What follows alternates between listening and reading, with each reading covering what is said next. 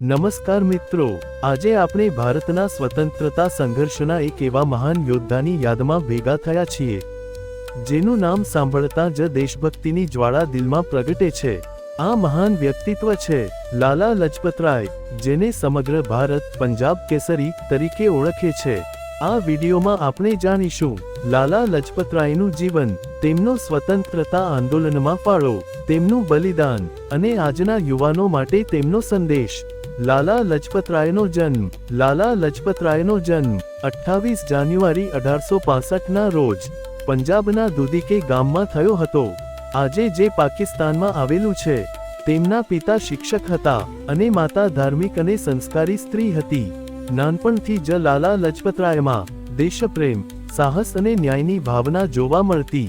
શિક્ષણ અને વિચારો: લાલા લજપતરાયે કાયદાનું શિક્ષણ પ્રાપ્ત કર્યું અને એક સફળ વકીલ બન્યા, પરંતુ તેમનું હૃદય માત્ર પૈસા કમાવવા માટે નહોતું, તેમનું હૃદય તો દેશ માટે ધબકતું હતું। તેમણે સ્વામી દયાનંદ સરસ્વતીના વિચારો અપનાવ્યા અને આર્ય સમાજ સાથે જોડાયા। તેઓ માનતા હતા કે દેશની પ્રગતિ માટે શિક્ષણ, સ્વદેશી અને આત્મનિર્ભરતા ખૂબ જરૂરી છે।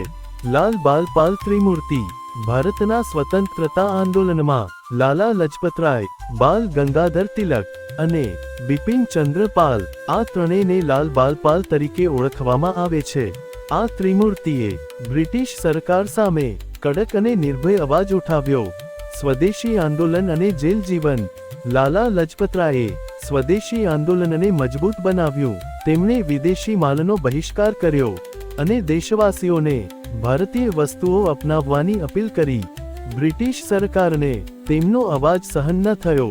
ફળ સ્વરૂપે તેમને અનેક વખત જેલમાં નાખવામાં આવ્યા અને દેશનિકાલ પણ કરવામાં આવ્યા, પરંતુ જેલની દિવાલો પણ તેમના હૌસલા તોડી શકી નહીં। સાયમન કમિશન અને શહીદી: વર્ષ 1928માં બ્રિટિશ સરકારે સાયમન કમિશન ભારત મોકલ્યું। આ કમિશનમાં એક પણ ભારતીય સભ્ય નહોતો। લાલા લજપતરાયે તેનો ઉગ્ર વિરોધ કર્યો। તેમણે કહ્યું, સાયમન, ગો બેક।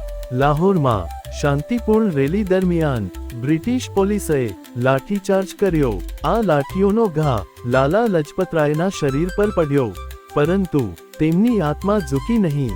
થોડા દિવસો બાદ 17 નવેમ્બર 1928ના રોજ તેમણે દેશ માટે પોતાનું પ્રાણ બલિદાન આપ્યું। લાલા લજપતરાયનો સંદેશ: લાલા લજપતરાય આપણને શીખવે છે કે દેશપ્રેમ શબ્દોમાં નહીં, કાર્યમાં હોવો જોઈએ। અન્યાય સામે અવાજ ઉઠાવવો ફરજ છે। શિક્ષણ અને સ્વાભિમાન રાષ્ટ્રની શક્તિ છે। બલિદાન વગર સ્વતંત્રતા મળતી નથી। આજના યુવાનો માટે પ્રેરણા: આજના યુવાનો માટે લાલા લજપતરાયનું જીવન એક જીવંત પ્રેરણા છે। આપણે જો ઈમાનદારીથી કામ કરીશું, દેશ માટે સકારાત્મક યોગદાન આપીશું અને ભારતીય સંસ્કૃતિને જીવંત રાખીશું, તો એ જ સાચી શ્રદ્ધાંજલિ ગણાશે। સમાપન: મિત્રો, લાલા લજપતરાય માત્ર એક વ્યક્તિ નહોતા, તેઓ એક વિચાર હતા, એક જ્વાળા હતા, જે આજે પણ ભારતીય હૃદયોમાં જીવંત છે। ચાલો આ લાલા લજપતરાય જયંતીએ સંકલ્પ લઈએ કે અમે આપણા દેશ માટે ઈમાનદારી, સાહસ અને દેશપ્રેમ સાથે જીવશું। વંદે માતરમ। જય હિન્દ।